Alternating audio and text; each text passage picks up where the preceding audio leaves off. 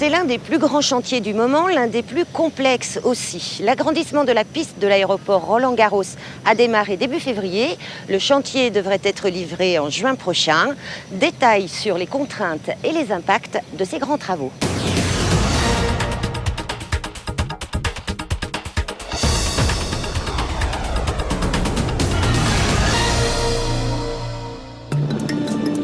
Minuit, les avions dorment. Pendant ce temps, les hommes travaillent, 120 au total. Le couvre-feu est général. Interdiction formelle de décoller et d'atterrir entre 23h et 7h du matin jusqu'au 30 juin prochain. En attendant, chaque nuit est précieuse sur le chantier des pistes de l'aéroport. Yves Maillot est le conducteur de la niveleuse. Son rôle, mettre toute la piste au même niveau. Cette machine, ça sert à faire du nivellement. Elle est précise, elle met au centimètre près. C'est la machine qui est la plus précise à loin. Elle sert vraiment à mettre la partie du terrain bien plat comme qu'il faut. La particularité de ce chantier, c'est sa précision.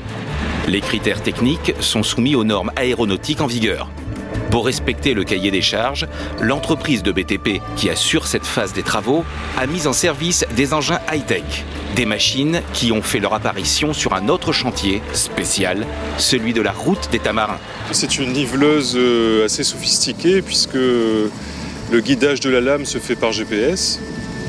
Ce qui fait qu'en temps réel, on est sûr, le système est conçu pour ça, c'est que la lame met en place le matériau conformément au plan d'exécution. C'est avantageux vraiment, on va plus vite et c'est bien précis, c'est quelque chose de bien. On a fait toute la route de Tamarin ensemble, mais ça a bien marché. Notre entreprise a vu que c'était quelque chose de bien, même moi en tant que chauffeur. On est reparti avec un grand chantier, avec cette même méthode.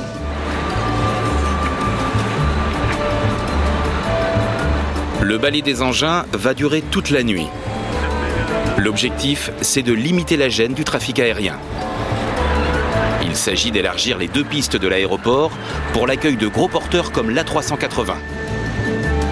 Mais avant tout, de renforcer le tarmac qui se dégrade.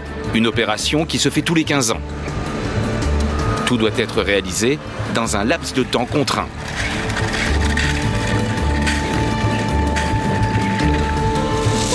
Donc on a des délais très précis qui sont fixés. On doit remettre en service la piste longue pour le 30 juin. On a un délai global qui est aussi très figé. Donc on s'impose des postes et des horaires de travail pour permettre de ne pas déraper sur ce planning et pour arriver aux échéances annoncées.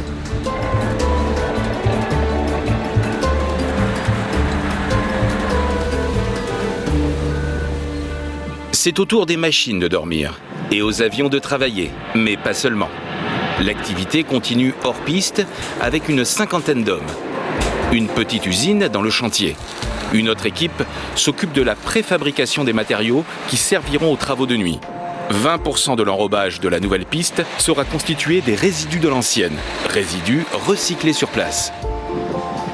Autre particularité de ce chantier, il doit composer avec un environnement naturel qu'il faut préserver.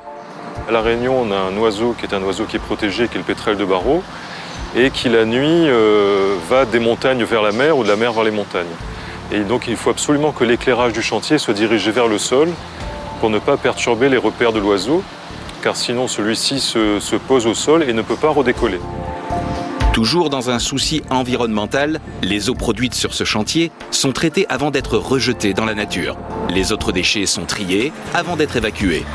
D'où un budget important, 47 millions d'euros pour l'agrandissement des pistes et des taxiways. 200 millions pour l'ensemble du programme de développement de l'aéroport.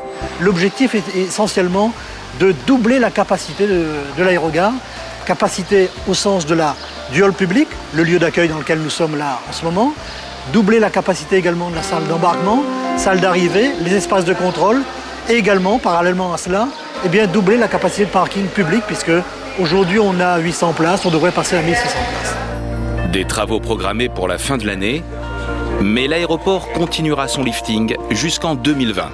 Selon les études préalables aux travaux, il sera alors prêt à accueillir 3 millions de passagers.